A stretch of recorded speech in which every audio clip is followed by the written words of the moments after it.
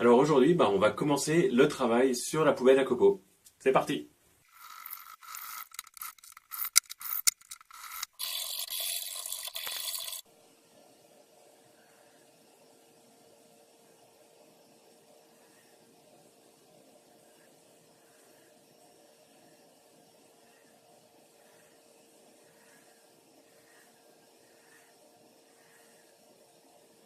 Donc les copeaux ils vont rentrer par là et le but du jeu c'est de leur faire un cyclone et que ça tourne. Donc on va commencer par mettre un coude à 45 de 50 de diamètre parce que ça fait 50. Donc je commence par mettre un coude à 45 degrés et un deuxième coude à 45 degrés que j'oriente pour qu'il soit à peu près à la tangente ZO. Et donc tout ce qui va rentrer dedans va commencer par tourbillonner dans la poubelle et à l'intérieur on aura l'aspiration qui va venir faire comme ça. Alors pour tester le réservoir à cyclone, j'ai décidé de faire un premier test avec la dégauchisseuse. Donc plutôt que de mettre un flexible, j'ai eu envie de mettre de la tuyauterie fixe. Le collecteur à copeaux de la dégauchisseuse a une sortie de mâle de 63. Donc j'ai mis un coude, femelle de 63. Ensuite j'ai mis un réducteur 63 mâle, 50 femelles. Et maintenant il me reste juste à mettre un tube PVC de 50 entre cet intérieur-là et cet intérieur-là.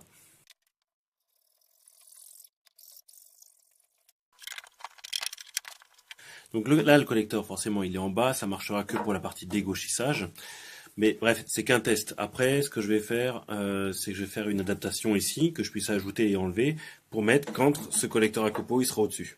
Donc on a l'arabo d'égo en mode dégauchisseuse, qui est branché directement sur l'aspirateur à copeaux, avec l'aspirateur qui est branché dessus. En dessous, j'ai pas mis la passoire, il n'y a pas de filtre. Donc c'est là où on va pouvoir voir quelle est la qualité du cyclone qui existe déjà là-dedans. Donc, et on verra bien ensuite combien il y aura de copeaux là-dedans et combien il y aura de copeaux dans le sac de l'aspirateur.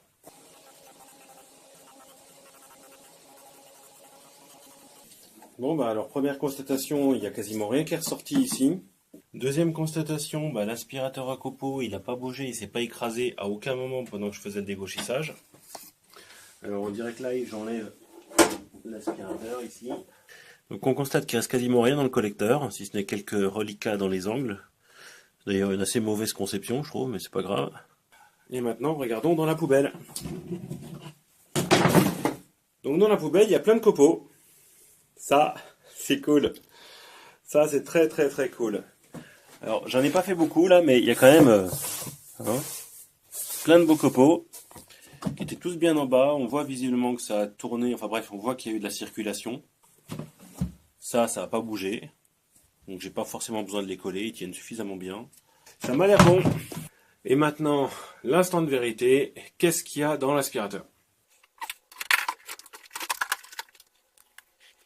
Malheureusement l'aspirateur n'était pas vide, donc je ne peux pas vous montrer un sac vide, mais donc là je vois pas, sauf erreur de ma part, aucun copeau qui est présent dans le sac de l'aspirateur.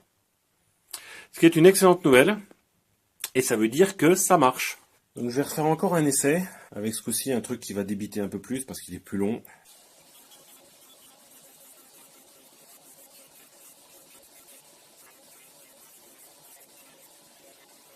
Et, surprise,